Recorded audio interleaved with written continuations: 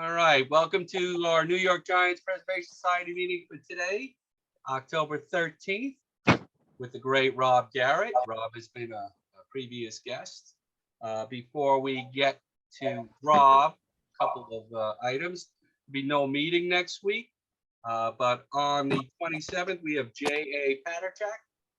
She contributed to the team that the time won't forget, the 1951 New York Giants. And she'll be speaking about Don Mueller, which is a wonderful, he was a great hitter and one of our good friends in here who passed away a few years ago. Loved him, so we'll dedicate that program to him. And then in the first week of November, we have Pat Gallagher, who's here with us tonight. Pat was instrumental in the Giants, the Bob Lurie years, which Rob will be speaking about. Tonight, Rob is going to be talking about the Giants ownership group from when they moved from New York from 1958 to present day. We already had the New York ownership groups. Bill Lamb had spoke about them. So this is sort of the trilogy. We'll have the whole ownership group spoken about. Rob sent me a PowerPoint, which I'll bring up.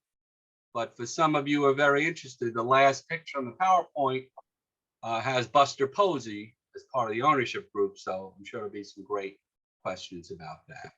So without any further ado, it is my, besides talking about the ownership group, Rob also has a book coming out next year in the spring on Charles Stoneham, Horace Stoneham's father, and Rob will be back to talk about the book and hopefully sell some copies as well when the time is appropriate. So without further ado, I give you Rob Garratt. Rob, welcome back. Thank you so much for spending the time. You just let me know when you're ready for your screens. Okay, well, why don't we start out? First of all, let me say a couple of things to the group. I want to commend Gary for continuing this great conversation about Giants history and New York baseball history. And all of you that are in attendance on these weeks, you've come up with some great questions, and I've learned a lot from listening to you. Some of you know the New York Giants a lot better than I do, so that's wonderful to always hear.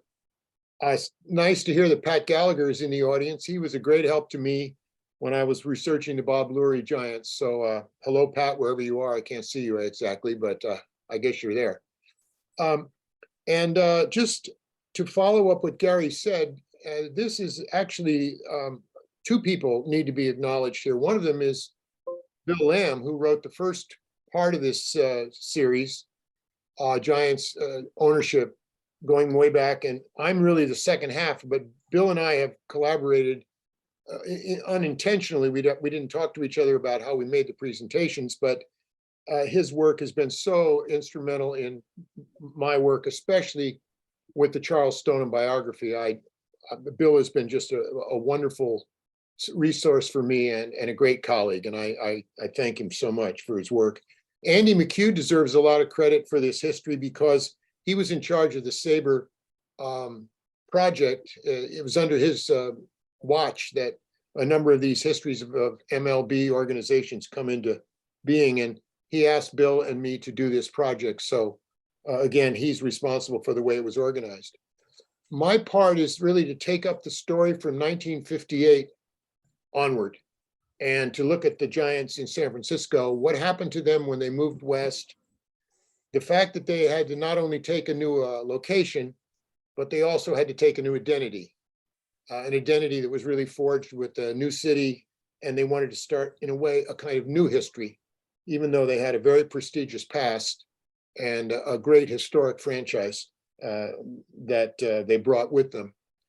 So part of the story is about how they did that, what went on. I cover a lot of that in the home team book. I'm not going to go over too much of that now, but it was quite a story to see how they were reinvented, if you will, as a West Coast team.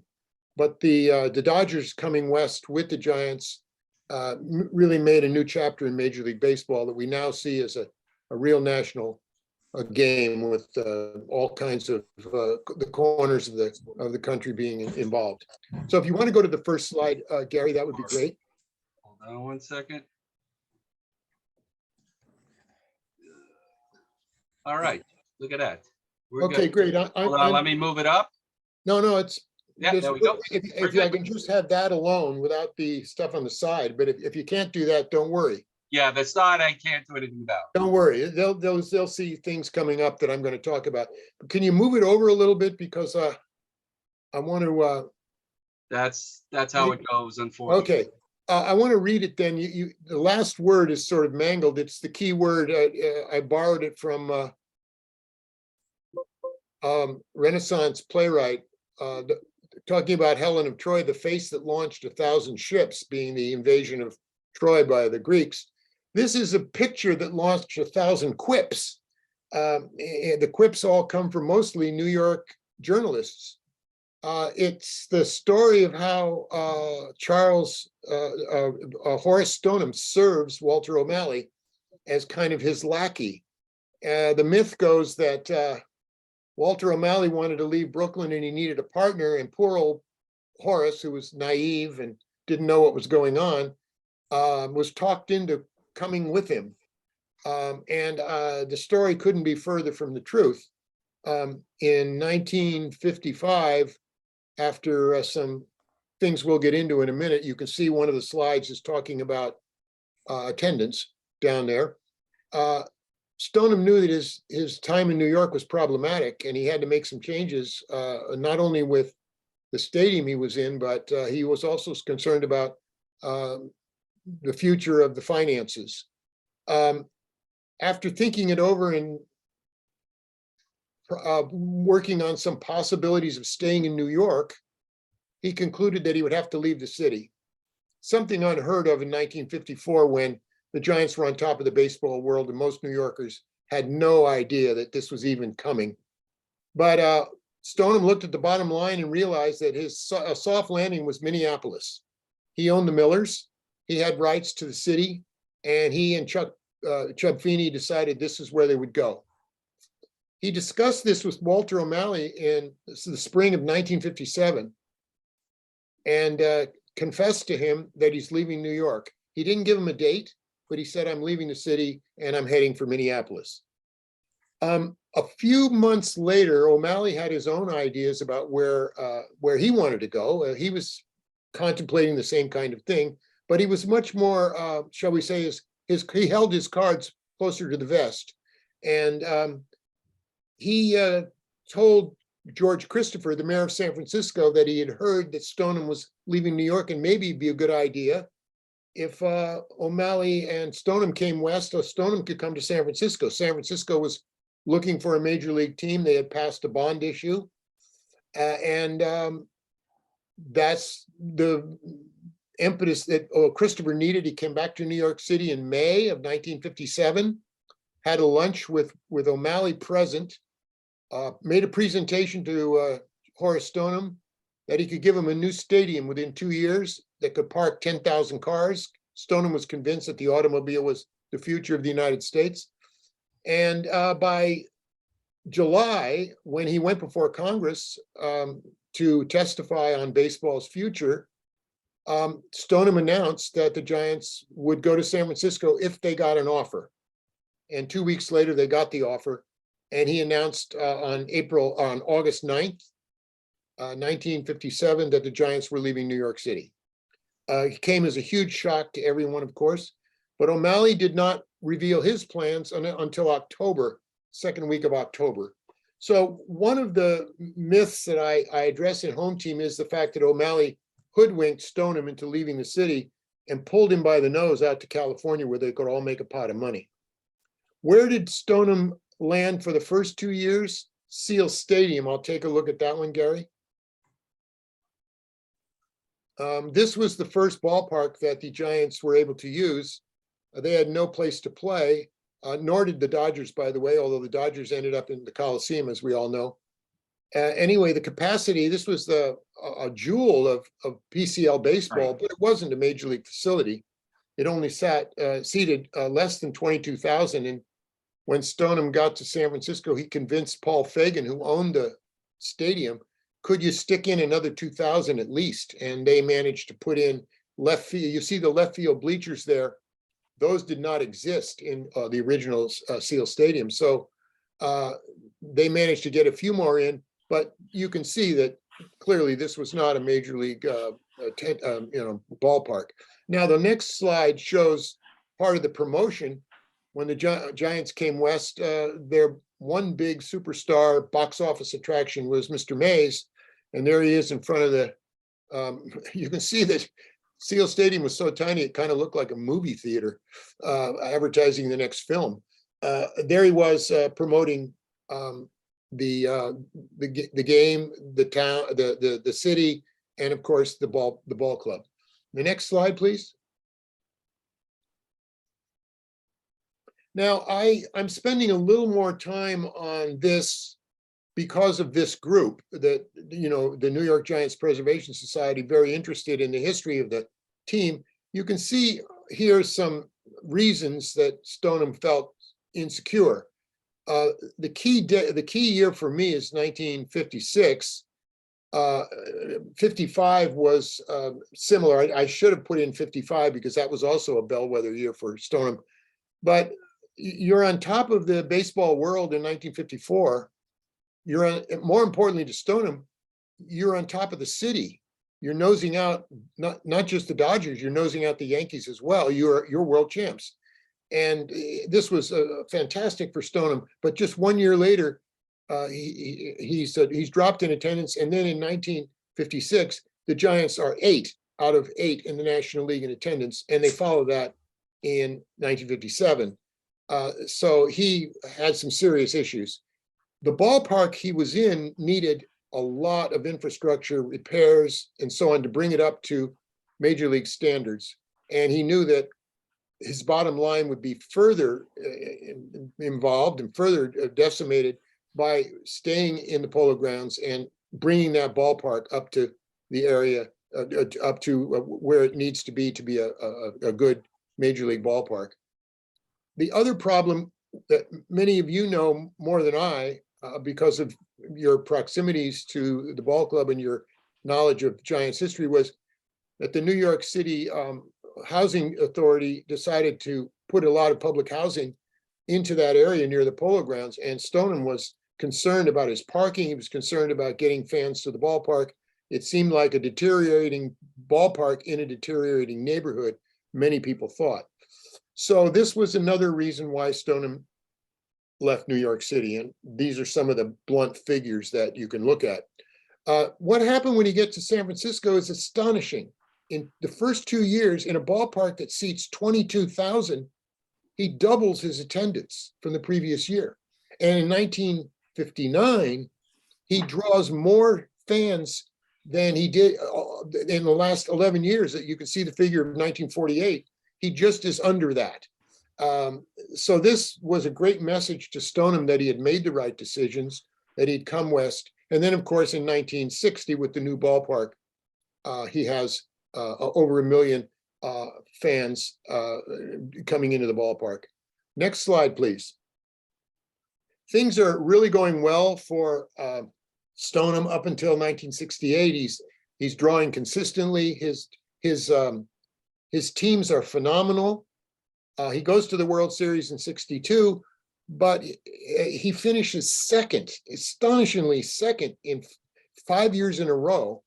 So it's always been great baseball. They just can't quite close. And it's different teams at different times. Sometimes it's the Dodgers, sometimes it's the Cardinals, etc. He's there, but he doesn't quite get there.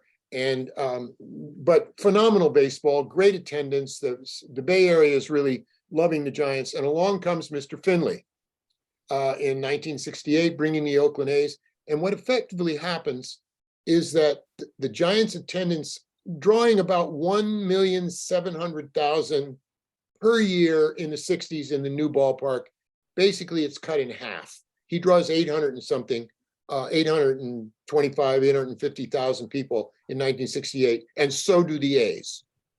And this goes on, of course, for the next 5 or 6 years, that the A's and the Giants split the Bay Area basically in half in attendance. Stoneham's is starting to lose money.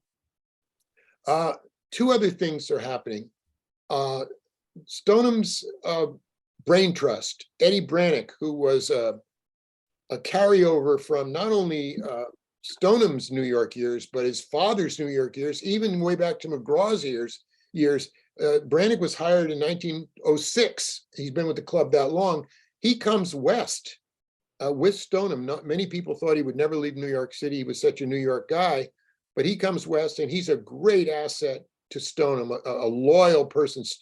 Horace Stoneham valued loyalty more than almost anything. The other person was Gary Schumacher, who's was a Brooklyn journalist and then became a Giants publicist. He comes west as well. He's another great advocate and someone Horace can lean on. And then Herman Franks, who was with the club with Leo DeRocha, knew Stoneham quite well, was the manager during those years. They were all bridesmaids rather than brides. He decides to retire from baseball in 1968, 69. He's the third person.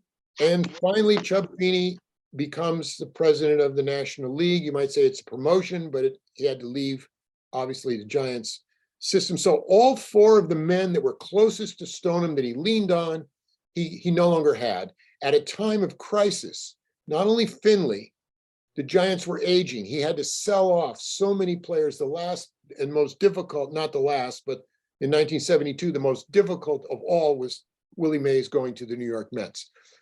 So that the team he can't pay the salaries anymore. In 1973, he borrows money from the National League, and in 1975, he borrows another $450,000 to pay payroll from the National League, and he announces that he can't do it anymore. This club is up for sale.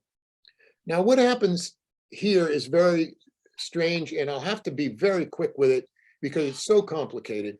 But in 1975, he waits for a Bay Area owner. Nobody shows up. He wants to keep the team in San Francisco, but nobody shows up. So he sells the club to the first viable offer he gets, which is from Toronto. The Labatt's Brewery puts together an ownership group, and he accepts. Having waited for 6 months for somebody local, he says, I got to sell the team. I'm losing money. So he does. Well, Walter O'Malley's not happy about this, among others. They don't want to lose San Francisco as a city. So there's a lot of resistance to this. And at the same time, they're pushing the mayor of San Francisco, George Moscone, comes into office vowing that he will not be the mayor that loses the team, puts together an ownership group. If you could have the next slide, please. This is a picture of Bob Lurie, George Moscone, and a man called Bob Short.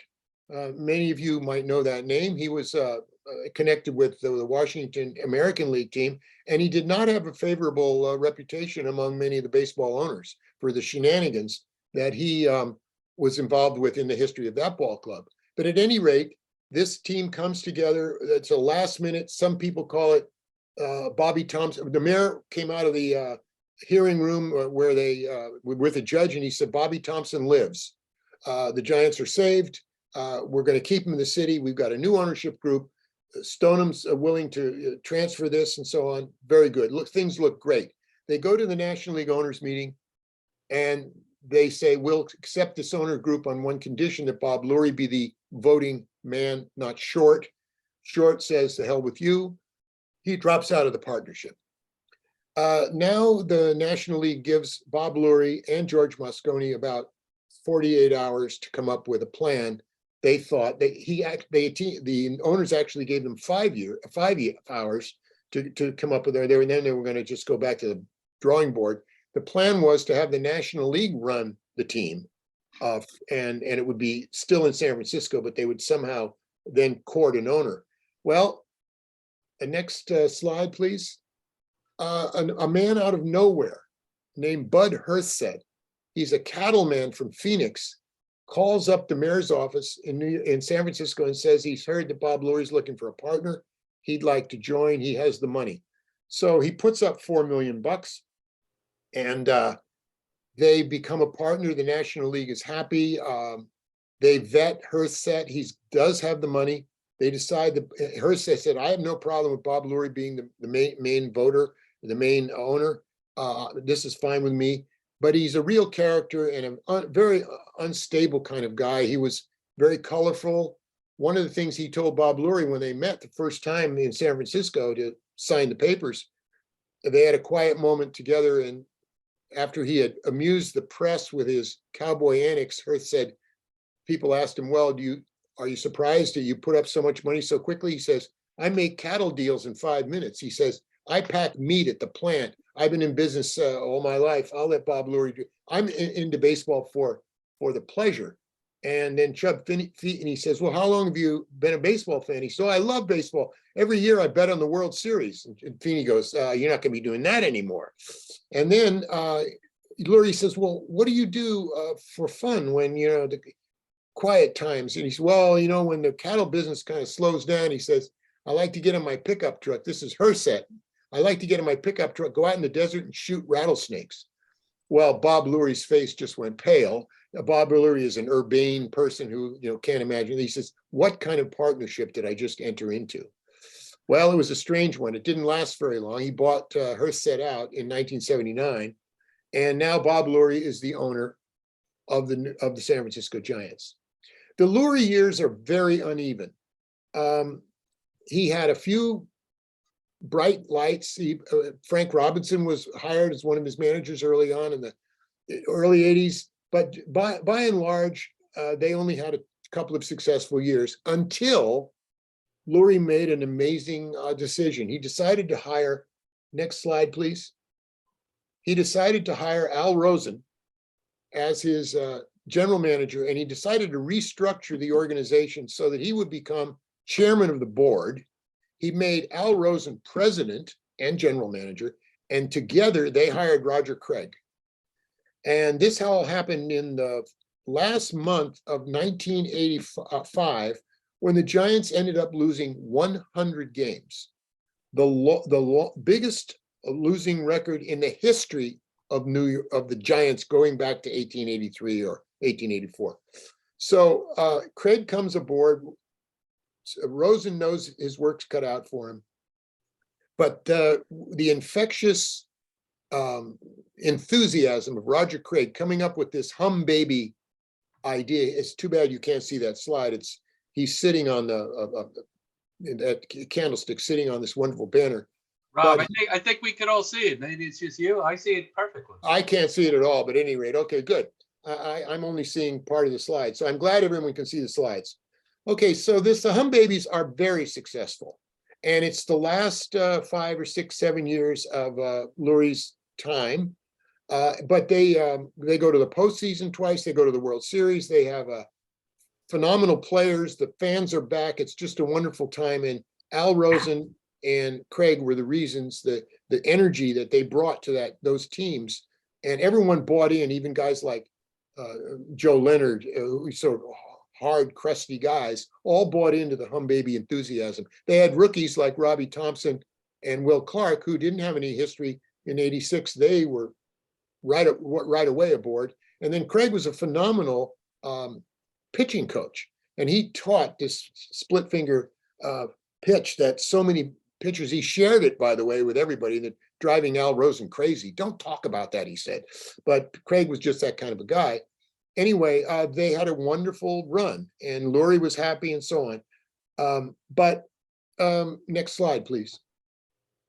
But the thing that Bob Lurie couldn't shake was Candlestick Park. And his entire ownership, you might say, was the albatross hung around his neck, was this stadium.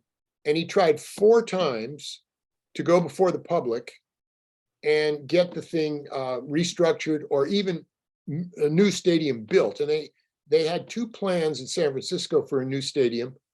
And they went before the voters twice and were defeated twice.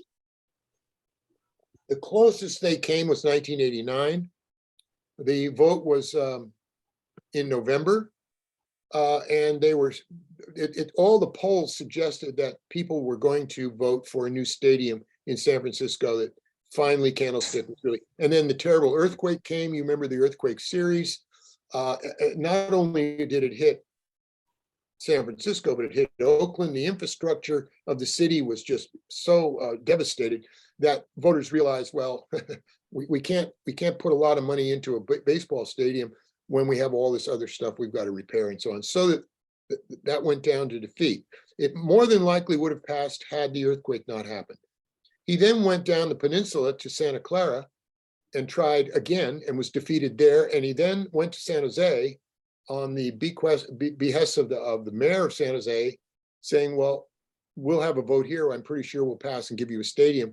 He tried that and it failed again. And he said, that's it, I'm done. I'm discouraged. I've got to sell. I can't do more. I'm out of gas, so to speak. This was in 1992. Now, a very similar pattern occurred with Lurie as it did with Horace Stoneham. Nobody locally stepped up. He wanted the team. Bob Lurie was a San Franciscan. His father was a San Franciscan. He was well known in the community, and he saved the team once, and he didn't want it to leave, but there was nobody stepping forward. People that did step forward asked for the financials. They all looked bad. Lurie was losing money. So a group from St. Petersburg in Florida came forward with a proposal. They flew into San Francisco kind of on a clandestine flight, private airplane. They went to Lurie's office and hatched out 8 hours of negotiation. And the next morning, it was announced in both cities simultaneously that the Giants were going to Florida. Lurie had agreed to the sale. Well, the National League reacted again, led this time by Walter O'Malley's son, Peter, who did not want to lose the Dodger-Giants rivalry, nor did he want to lose San Francisco as a location. They were all, Bill White, by the way, was president of the National League, but he gained some more status. At the time, Fay Vincent was the commissioner, and there was a vote of confidence, and all this happened at the same time that the Giants were going through this ownership crisis. So everything was put on hold. Bill White said he would, in the interest of baseball and in the interest of the National League, he will accept another offer from a group in San Francisco. He only gave them 2 weeks. And there was a lot of running around, but they did put together an ownership group. If you go to the next slide, please. Now, this ownership group was led by a man called Walter Schoenstein, and he's the man with the big mug shot there. But there are a lot of San Francisco heavyweights, and I can't see the full slide, but I'm going to go around clockwise. Peter McGowan is the one who's waving. I know many of you know Peter. He's been a guest on your show, Gary, I believe. Yes. The next man is Charles Schwab, of course, Charles Schwab Investment. He's a San Franciscan, and he was part of the money behind this. And I think if we go down, straight down, I think it's Larry Baer, but I can't see that. Right. And then, of course, Bill Newcomb is there too. Now, these were all men involved in the negotiations in 1993 and there are a lot of, I'm leaving out the Fisher brothers who own Gap Clothing. I'm leaving out John Scully, who was the Apple CEO. And there are a lot of money came together to save the Giants. And they came up with a proposal basically of $100 million, matching the St. Petersburg offer.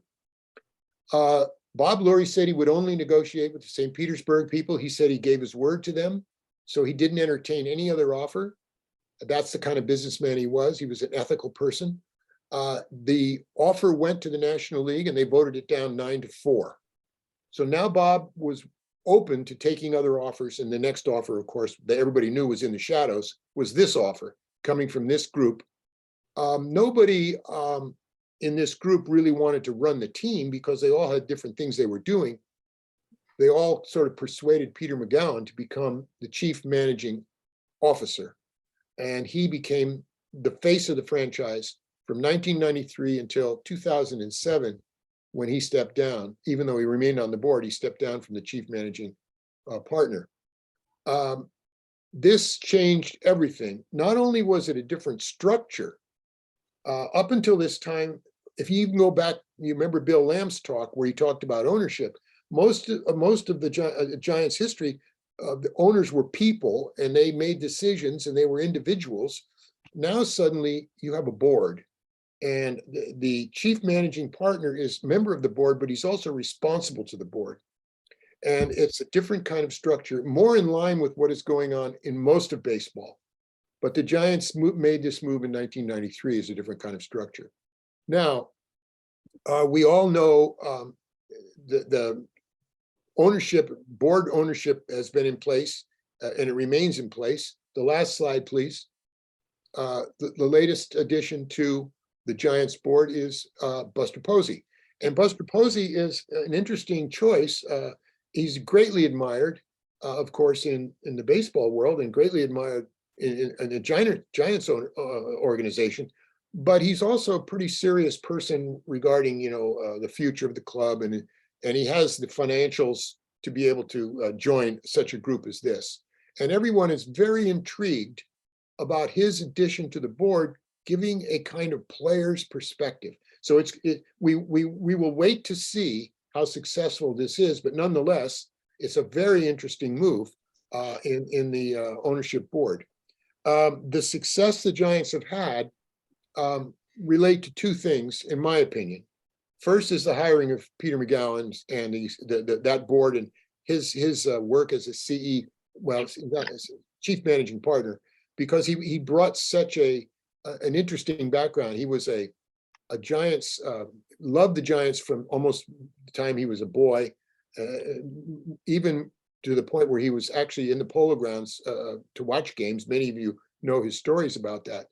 But he also had a phenomenal sense of history and New York, and he remembered New York, and he knew that up until that time, for all the good that Bob Lurie did, and he did some good for the club, they were not as concerned about their connection with New York and the history. In fact, when they first came to San Francisco, that history was kind of a threat to them. They didn't want to be told by New Yorkers that San Francisco is a major league town. Thank you very much. We think we're already there. So there was a kind of benign neglect about Giants history from that early group, especially the journalists. Now, when Peter McGowan comes in, he fully embraces the New York history, so much so that the park begins to reflect things. There's a wall where they bring in all kinds of New York history and put up names and dates and pennants and so on. If you walk on the second or third, I don't know if it's referred to as the second level or third level, but it's a level above the the first level, where Missy Mikulicki, who's the archivist of the Giants, she started a history where you can start with out in right field. You walk from right field to left field, right in that arcade, and you see Christy Mathewson and John McGraw, all the way to contemporary Giants history, with great moments reflected all along the way. So this is a very interesting kind of thing. And I think that McGowan's acceptance and his gesture about the history of this ball club is important. The second thing to say is that he and Larry Baer and their energy to go out and get that bill passed in 1996 that would allow the Giants to take that property and build a brand new stadium changed the history of the team. Up until that time, Candlestick was really affecting the way the history of San Francisco Giants headed. And when the new ballpark came, it's dramatic how different it is.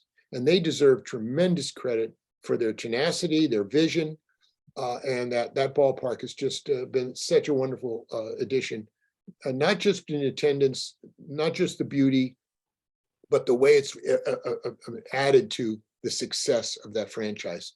And we don't have to go into all the recent success to sort of demonstrate the validity of that statement. It's really remarkable. So I'm going to stop with that. This is a talk on ownership. So I want to stop with the last bit about the ownership and entertain any questions. And if you wanted to move on to the I could say a word or two about the Charles Stone biography, but let's leave that alone for a minute, if you don't mind, and let me hear from the membership on what some of the things that they may have to bring up. Rob, that was fabulous. Thank you so much. For the members who do not own his book, Home Team, fabulous read. It's all about the history of the Giants from when they moved from New York. And a lot of what Rob said today is in this book. It's just a great book. Rob, I got a couple of questions for you. First about Buster Posey and then Peter McGowan. I haven't read anything in the paper when, he bought into the ownership. Any idea what that means as far as dollars? I really couldn't fathom, but I have a feeling it's fairly serious money. Now, perhaps because he's Buster Posey and he's not John Scully, the former owner of Apple, there may be a break, but he nonetheless is an investor now. He had to, buy in, if you will. Now, what that means, the specifics, I don't think, maybe somebody who's listening knows. I don't think it's been stated by the San Francisco papers about any figures, but there is a general understanding that Buster Posey had to invest in the Giants in order to be a member of the board. Thank you. My other question is, I know you are very good friends with Mr. McGowan, and he was a wonderful member of our group. Basically, since he's passed away, and the group is not interested in making San Francisco, Oracle Park, a New York stadium. But basically, since McGowan left, there hasn't been any add-ons with the history of the team. And we have spoken to some of the uppity ups of the Giants. Your feelings about that? I only know this, Gary. Missy Mikulicki is a very serious historian, and she is in charge of the archival work.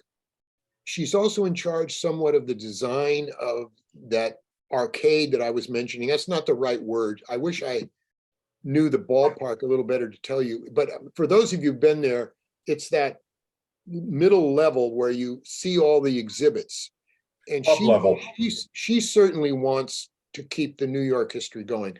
I'm not sure of any plans at the moment to continue this. But I know that she is committed as McGowan was to this project. Thank you so much, Rob. All right, we're going to go to Mars, Norm, Lee, Eric, and then Joe, and then anybody else who wants. Mars? Thank you for joining us. I have a couple of questions on when the Giants moved or made the decision. To my knowledge, they had their eyes. Stoneham had trying in his talks with Robert Moses, the Parks Commissioner. From my understanding, he wanted a site on the Hudson Docks and also on the Bronx side of the Whitestone Bridge, and that was turned away. O'Malley wanted a site on the waterfront or near where the Barclays Center is now. Moses turned them down. Then Moses said, you could have this to O'Malley. You could have the site by the Flushing Meadows swamps. And O'Malley said, who would want to come here? So he turned it down. So that leaves it open to Stoneham to take that spot. And apparently he never followed up on that, or whether it was directly offered to him, never explored putting money into fixing up the polo grounds several years before the impending move, never explored New Jersey. And what are your thoughts on that? Or if you have any knowledge on that? I certainly agree with you that his problem was if he stayed put, he would have to change the polo ground so dramatically to bring it up to creature comfort, if you will, or fan comfort for 1960 circa. And he already was suffering from the bottom line, so that was out. Stoneham was somebody who let the action come to him.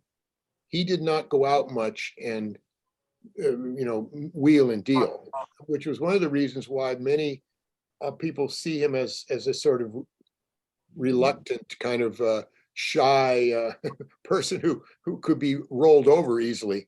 But he had his ideas about leaving, as I said, much earlier than people think. And that is certainly part of it. I don't know, I have never come across any reference of Robert Moses offering anything to Stoneham. So maybe Steve Treader could say a word if he's on board here. I don't know if he is, or his book might suggest something there. But I, in my research, have never seen it. We have a member, his name skips me now, but he lives in New York, and he gives the tours of the old Polo Grounds site. He has given me a lot of information on the lack of foresight and business acumen of Stoneham, how he could have saved the team for what turns out is the largest market in America. I think I don't want to defend Stoneham's business sense at all, but I think if you look at the attendance figures that I've given you, he made a very good decision.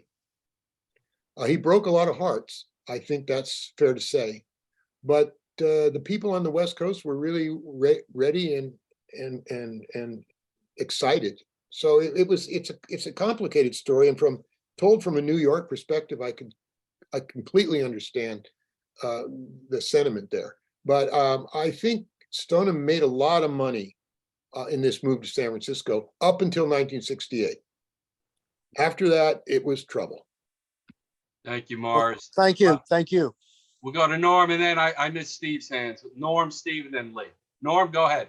Okay, Rob, first, thank you for an excellent presentation. Very enjoyable. I have a question for you. I was in Europe in September of 1985, and the Continental edition of USA Today had an article about the Giants leaving San Francisco at the end of the season. I got back in time for the 100th loss, and there were people, I was interviewed by someone from Sacramento TV asking how I feel as a Giants fan with the team moving. And I believe they were going to go to Denver. Do you have any information about that and how that came about, or why it did not come about? Yeah, that was part of Lurie's strategy to kind of hold the Board of Supervisors' feet to the fire. He proposed a couple of things. One is he proposed playing his home games in Oakland, and they were going to restructure both ball club schedules so that it would accommodate that. The other was, as part of the publicity for these two votes in San Francisco that I referred to, he said, we're so disgusted with Candlestick Park that we're not going to play in it one single season more. That was in 1985. And Bob, shouldn't have said that, obviously, because he had no options. The Giants had a huge contract with the city, and they were in hock to the city until 1993. But he said that his proposal was to go to Denver and play some rent out games, he called them. We're going to rent out Denver for 2 seasons while we build a new ballpark. Then we'll come back to San Francisco. So none of this happened because the league was not going to go along with this. But Bob was so frustrated that he was coming up with these schemes and they had no teeth really. And so it mattered. It was mostly bluster.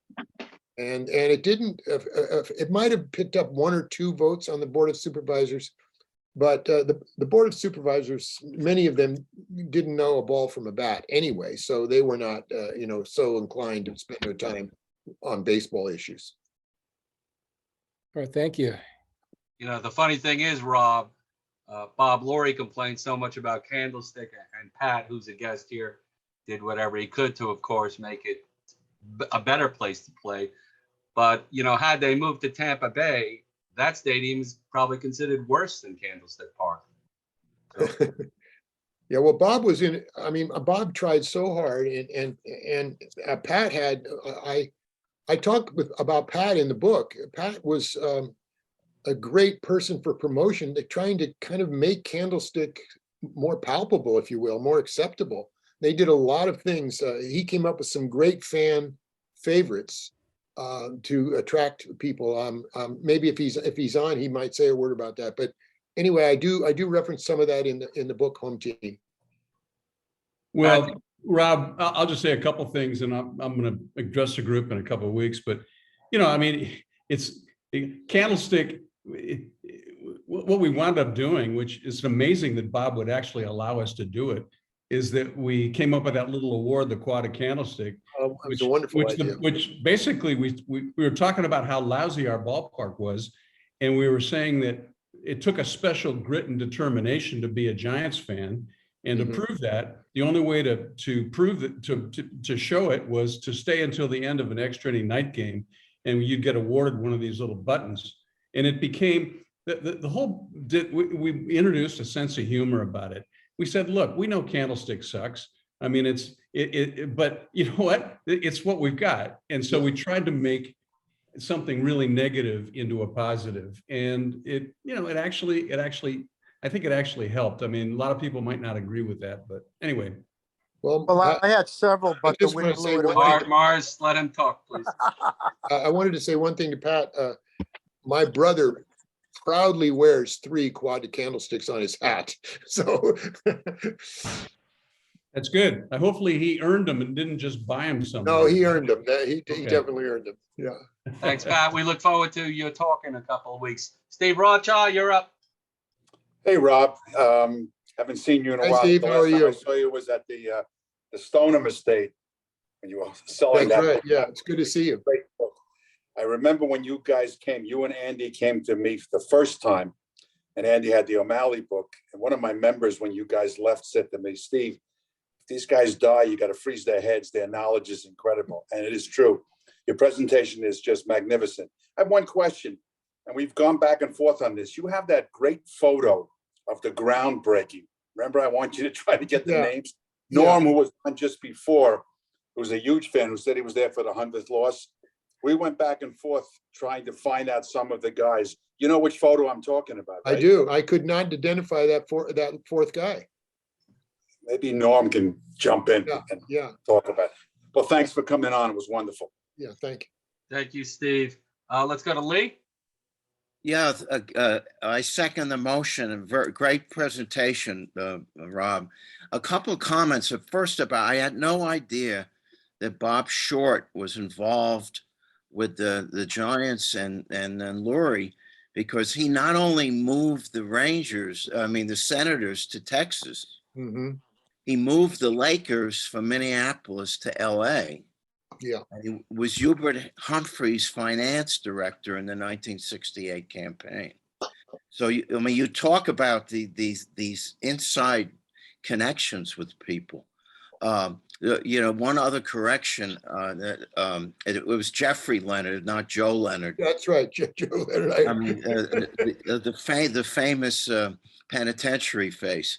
Yeah, A quick question. Was there any thought, since the Dodgers moved into the Coliseum temporarily, was there any thought of ever using Kezar Stadium for baseball?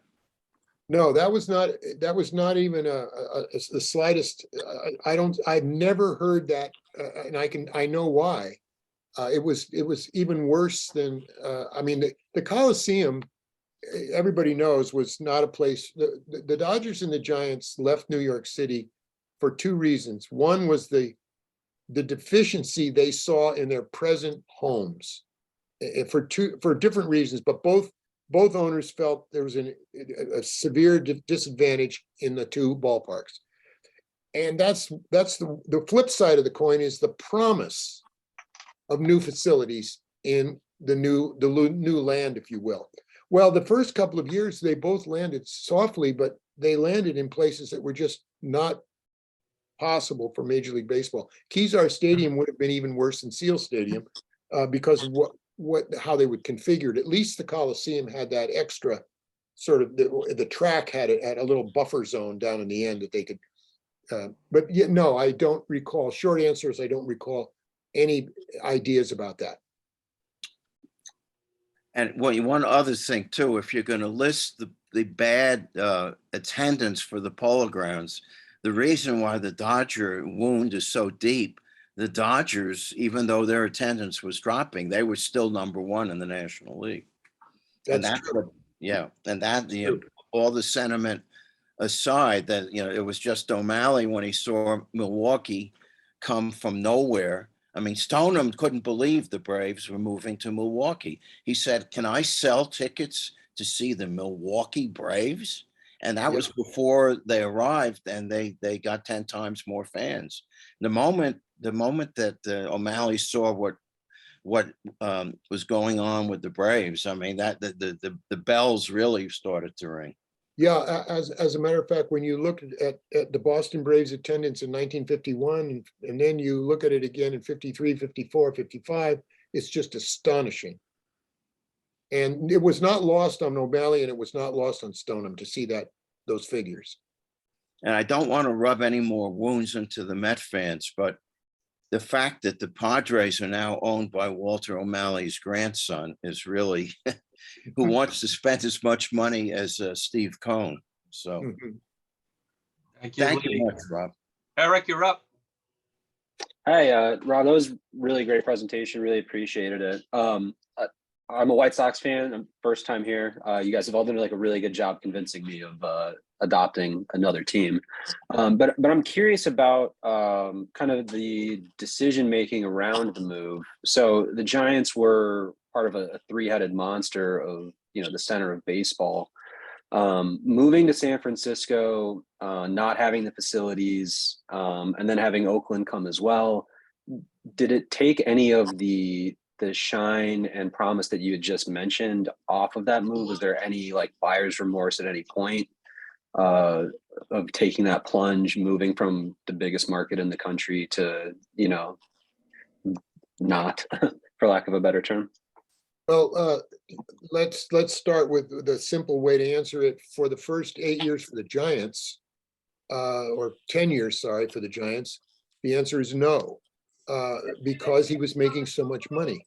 The attendance was phenomenal. They didn't drop below 1 million any one of those years. O'Malley had it even better. I mean, in the Coliseum, they could pack them in. I mean, it was just amazing.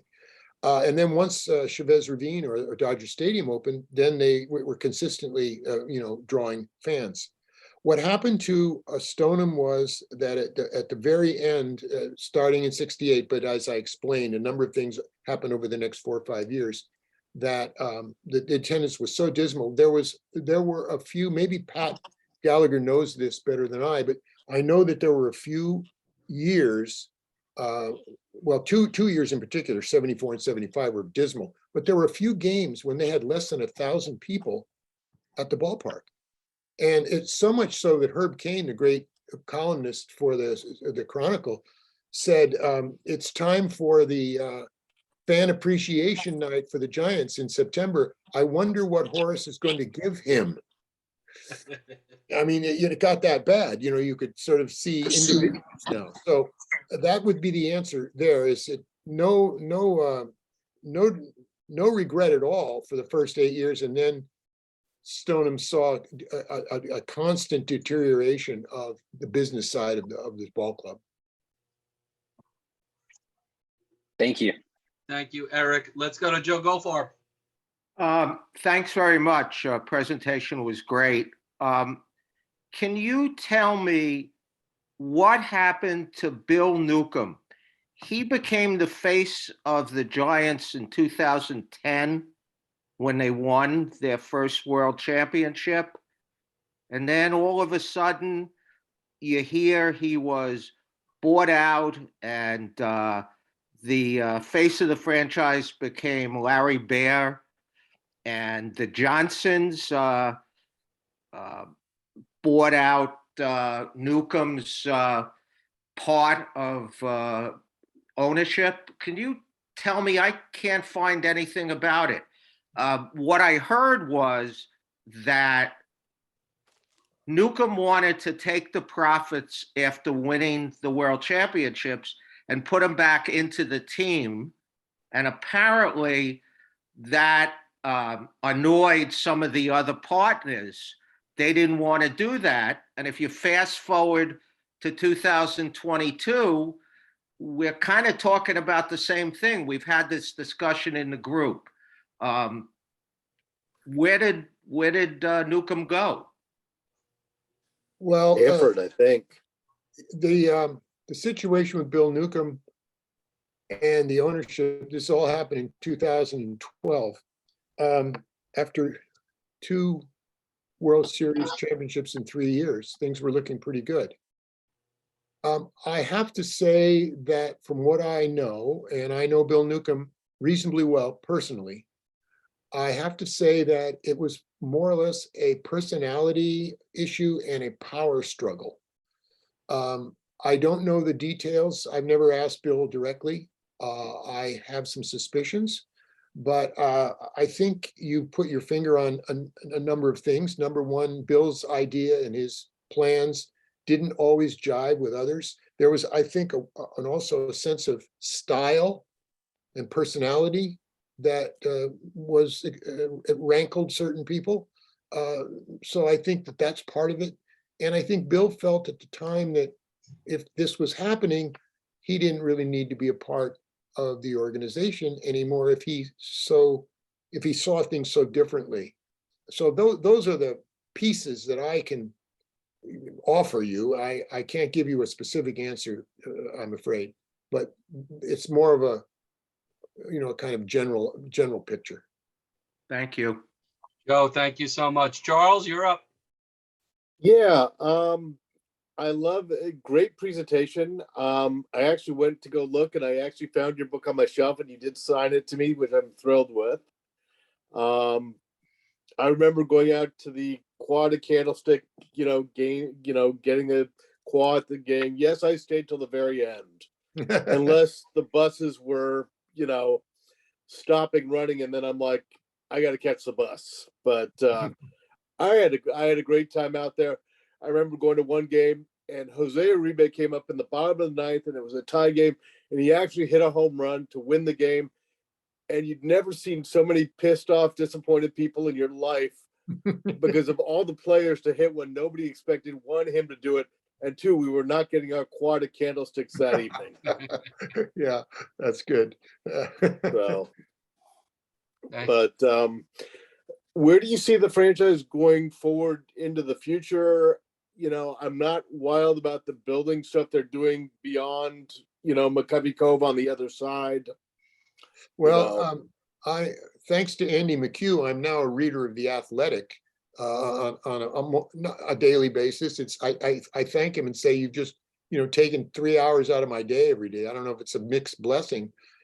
According to an article I recently read, this is going to be a very interesting off season, and they're going to have to make some of the decisions that we were just talking about a minute ago. Do you spend the money? Do you go after the big player? How is this going to all work? Posey will be, I think, a very interesting voice here, and we Absolutely. We don't know yet. But at any rate, it's going to be fascinating, and we all have our theories. But there's a lot of stuff going in the inside that the public doesn't understand, and we'll have to wait and see. I'm afraid it's a terrible answer to your question. Sorry. No, that's okay. I can handle that. Thank you, Charles. Mr. Dan, you're up. Thanks, Gary. Rob, terrific presentation. Thanks for doing this. The A's move into Oakland clearly was a huge blow to Horace Stoneham's ownership, but he had to sign off on that, did he not? And was that maybe the biggest blunder of his Giants ownership? This is an area that I have been asking people who know more about this than I do. I asked Dan Levitt, who wrote a book on ownership with Mark Armour. I asked Andy McHugh, who just finished a book on American League and National League politics.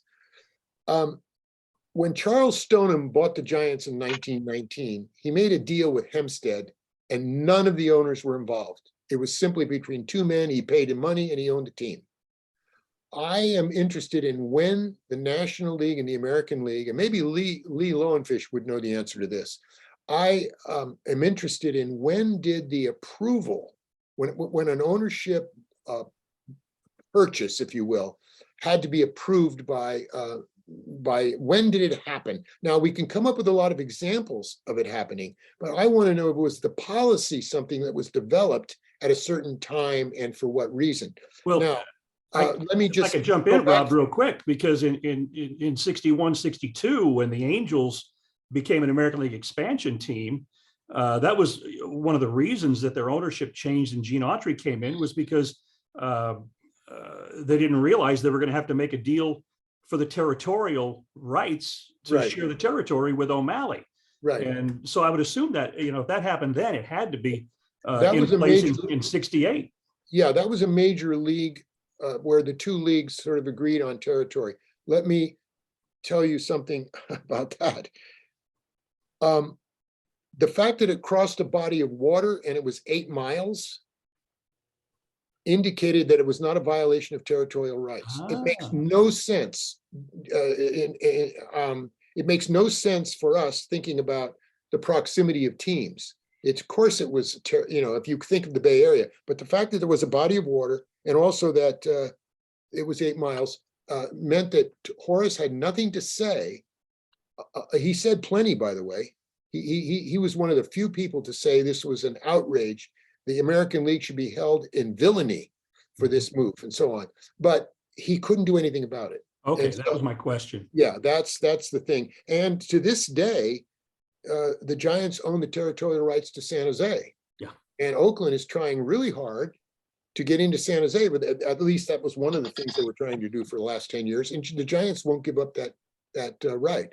So there is territorial rights. Absolutely. I understand that. But in this case, it's very strange that it's construed as it is. Interesting. Thanks, Rob. I appreciate the answer. Thank you. If I could just add one thing about that, when the A's moved from Kansas City to Oakland, Symington, powerful Democratic senator, former Air Force guy, he said if a team isn't brought into Kansas City to replace the A's, I'm going to start antitrust investigations again, like Seller did in the House 10 years earlier with Dodgers Giants. It was written at the time that a half hour later, Seattle got the franchise and Kansas City became the Royals. And around the same time, and I think that directly affected Stoneham when the A's moved from Kansas City. Absolutely. Andy McHugh has a really terrific chapter on this in his book on this, the negotiations and on the promise of, Seattle was unprepared in 1968 to get a team, and they ended up getting one. It was a disaster, and so on. So yeah, it's a very good point. Thank you, Lee. Thank you, Dan. Does anybody have a question before we let Rob talk a little bit about his upcoming book, who has not asked a question and who cannot raise their hand with their computer? Yeah, Gary, I'd like to ask you, well, I'd like to make a few comments, actually. Going back to Mar's comment about the offer that Robert Moses made, the main problem with that was the timing. He didn't make it until the late summer of 1957. And by then, both Stoneham and O'Malley were fairly far down the road towards making their decision about getting out of town. So it was kind of, Moses had resisted all through 53, 54, 55, 56, mostly with O'Malley turning them down left and right. And it was only under pressure from the politicians that he finally decided he had to do something, as this was becoming kind of a PR problem for the city of New York. So he made this offer, but it was very, very late in the process and almost begging to be dismissed. The second thing I'd like to comment on is Lee's statement that the Dodgers were leading the league in attendance. They hadn't led the league in attendance for several years before they moved. And for the last 4 years, Milwaukee had nearly twice as large an attendance as the Dodgers had. Now, O'Malley played that for much, much more than it was really worth. He still had the highest income of anybody in the league, but he didn't by any means have the highest attendance in the league.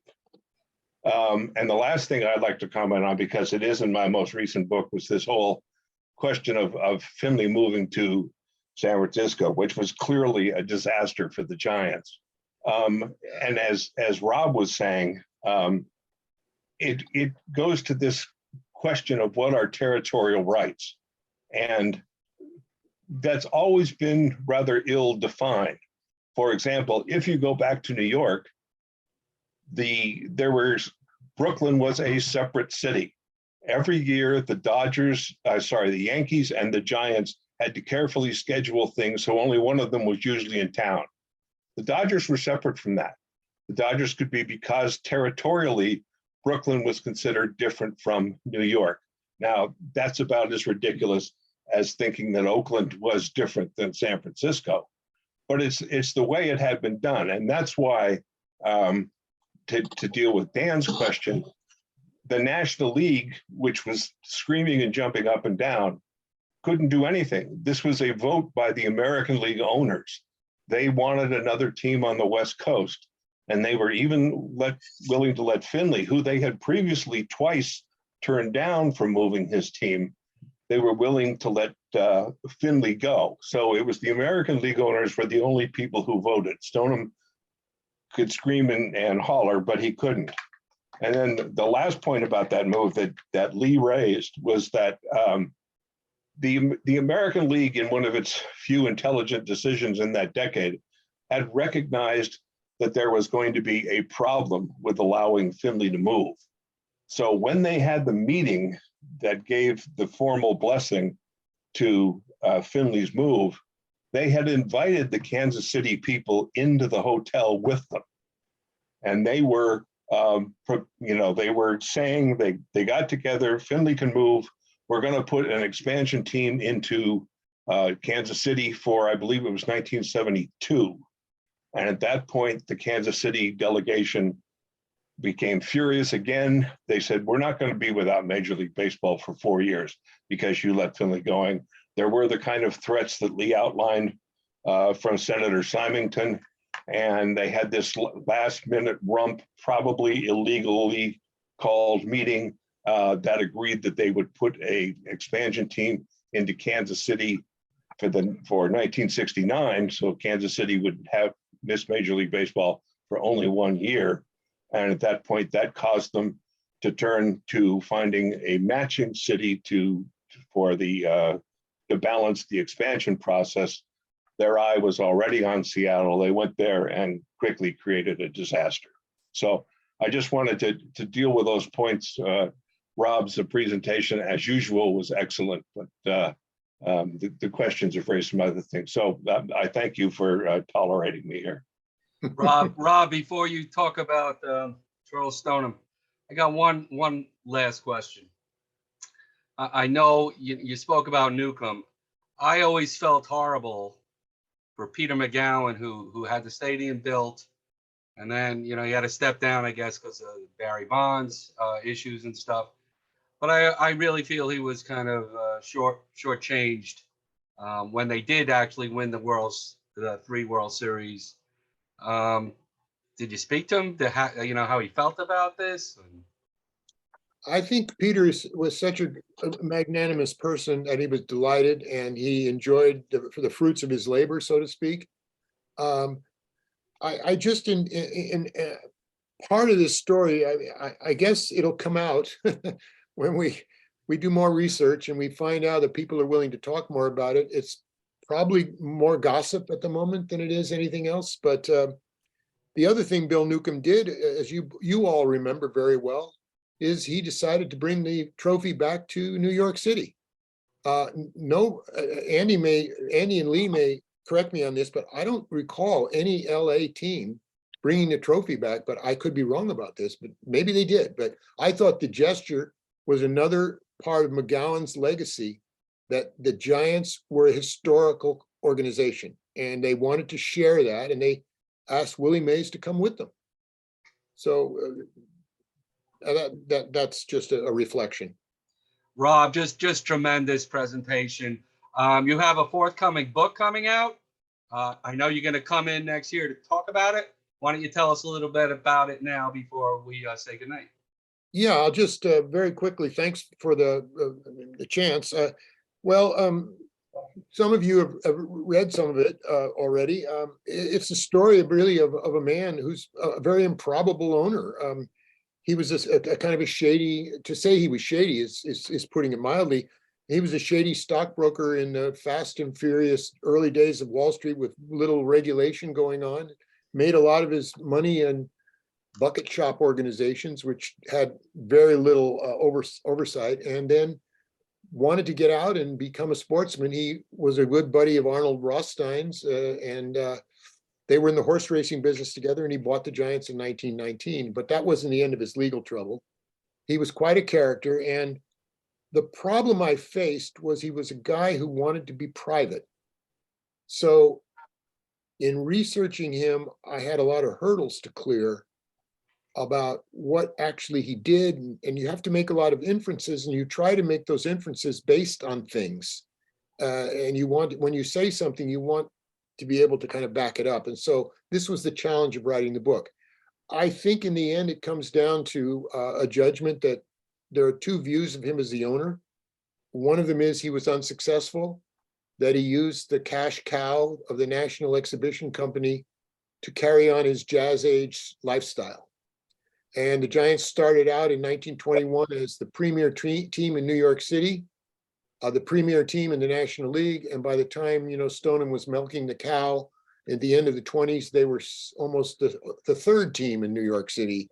Maybe not the third, but certainly they were behind the Yankees. And that is the view that he goes to his grave that way. The other view is that if you take away the blunt and singular comparison with the Yankees, Stoneham's time as owner was one of the most successful runs in all of Giants history. So this is part of what I try to do in the book, is to portray the man as a figure of the age. The jazz age in the 1920s in New York City is fabulous and so interesting to study. Such characters in the city, among them the mayor himself, Mr. Walker, Bo James. But at the same time, a lot of things happening, the crash, baseball going through a lot of transition, the hiring of Kennesaw Mountain Landis, all this was under Stoneham's time. And it was a fantastic journey for me. I had to do a lot of work, but I really enjoyed the ride. So we'll see how it comes out. I still haven't finished the page proofs are coming to me soon. I will do the index, and then I'm told that the book will be out in March. And Rob, I know you shared with me the title. Do you want to share it with the group?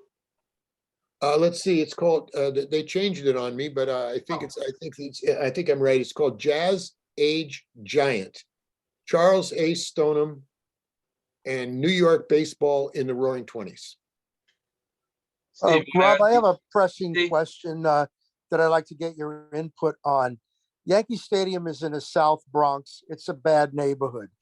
So if anybody complained about the Polo Grounds being underserved community, they could have rebuilt a new ballpark on that site. They didn't have to look for another site. Did anybody ever address that? I don't think Stoneham was in the business of rebuilding the Polo Grounds. I know he had to understood that he had to make a lot of changes that were going to cut into his bottom line. And that was the reason that the Polo Grounds, where they were, with that structure already existing, was not a viable option to him. That's the answer that I can give you. Steve, go ahead. All right, thank you. Rob, once the book is out, is Phoenix in your plans at all?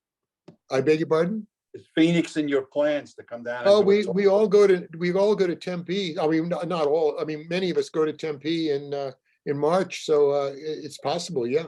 Okay, I'll keep in touch with you. Yeah, great. Anybody else have a question about the forthcoming book before we say goodnight?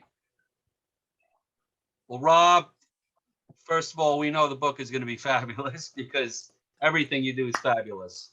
Well, thank you very much. I appreciate it. Just want to thank you so much for showing up tonight, and just a fantastic presentation. And again, for those of you who don't own this book, it is a fabulous read about the history of the San Francisco Giants from the time they moved highly recommended, and just a great book. Let's all give it up for Rob Garratt. Thanks a lot Thank for you, having Rob, me, very Gary. much. I Thank you appreciate it. so It's much. great to see many of you on, what do we call this? Online or whatever the Online. phrase is. Appreciate it very much. Rob, don't be a stranger. You know that. You're always welcome back, not as a speaker, but just sit in the stands, so to speak. Sure. Thanks. We will regroup in 2 weeks. I will hang out here if anybody wants to talk some Giant baseball. But have a great night, everybody, and we'll see you on the 27th. Okay, I'll sign off, Gary. Thanks a lot. All right, Rob. Thanks so much. Bye, Bye-bye. Rob. Here, thank you. Thanks. Bye.